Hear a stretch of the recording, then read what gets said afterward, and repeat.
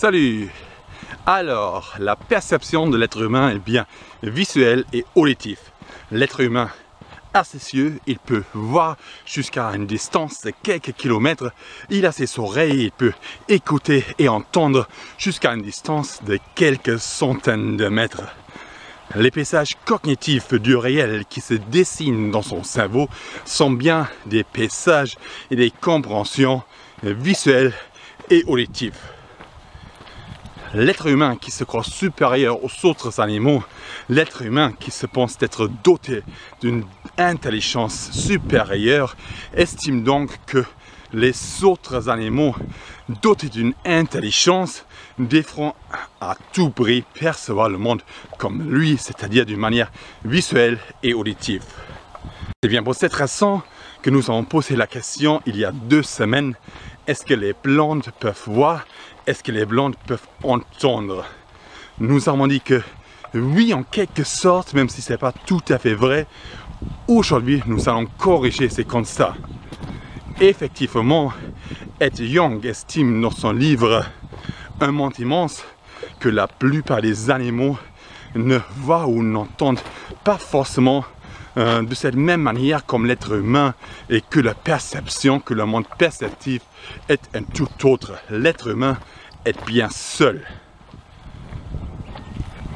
La plupart des animaux semblent percevoir le monde à travers une perception olfactive, c'est-à-dire l'odeur, et à travers une perception vibratoire.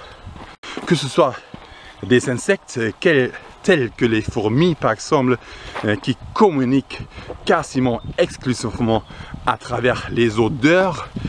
Chaque individu a une odeur propre, chaque information a une odeur propre, ou que ce soit les animaux beaucoup plus grands que les éléphants qui eux communiquent beaucoup à travers un langage non verbal et vibratoire.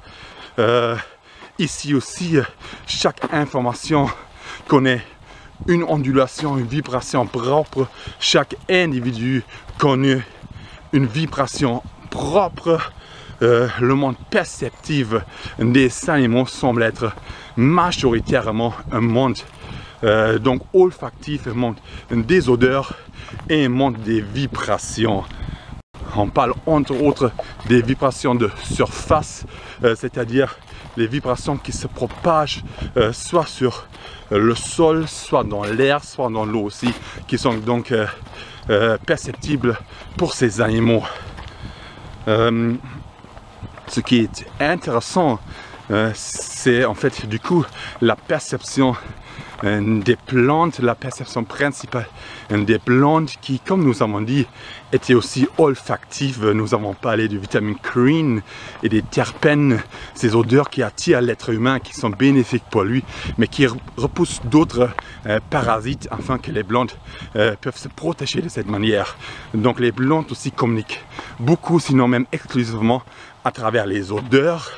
Et les plantes perçoivent également les vibrations. Nous avons parlé du son, que les plantes aiment se développer dans un environnement sonore. En réalité, il ne s'agit pas d'un environnement sonore, mais plutôt un environnement vibratoire, que ce soit sonore ou non sonore en fait. Donc en quelque sorte, nous pouvons estimer que les plantes perçoivent le monde de la même manière comme la plupart des animaux.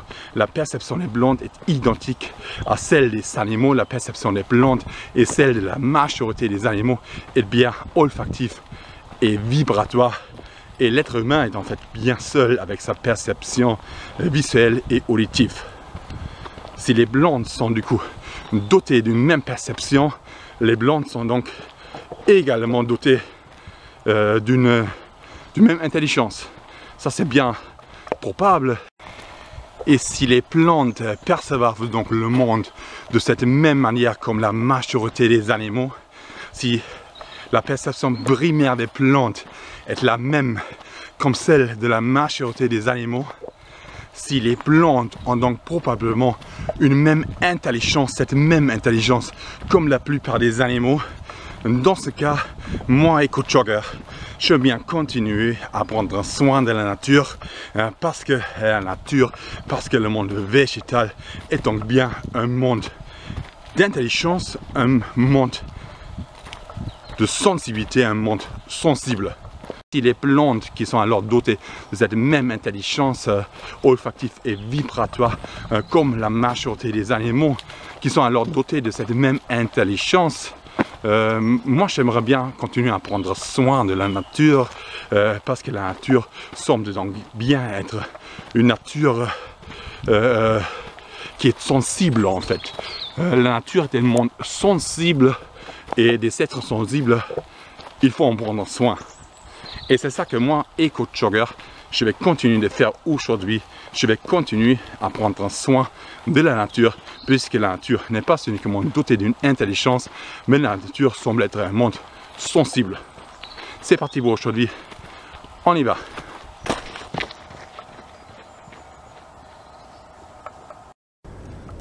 Ok, juste à côté, il y a du alu en fait, très ancien, parce que très sale, donc ça traîne depuis un petit moment déjà. Du alu, c'est une source de feu de forêt, ça reflète, c'est une source de feu, du alu.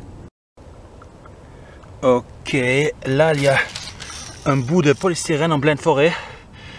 Voilà, du polystyrène. Ok, un peu plus tard, un mouchoir, du papier. Ok, un très petit morceau de plastique qui vient en fait de l'emballage des mouchoirs.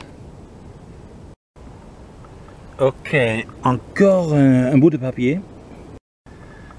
Ok, un petit bout de plastique d'emballage. Ok, un autre bout de polystyrène en pleine forêt. Ça ne décompose pas. On ramasse. Ok, un très grand bout de papier. Ok, du plastique d'emballage. Ok, du plastique d'emballage des mouchoirs. On ramasse. Ok, un mouchoir et à côté un deuxième mouchoir. Voilà, bien couché dans la mousse. C'est beau quand même, hein? Mais on ramasse parce que c'est sale. Ok, encore un petit bout de papier d'emballage de bonbons, et au contraire de ce que j'avais dit, c'est pas beau du tout en fait, c'est pas beau du tout. Donc il faut ramasser, ramasser.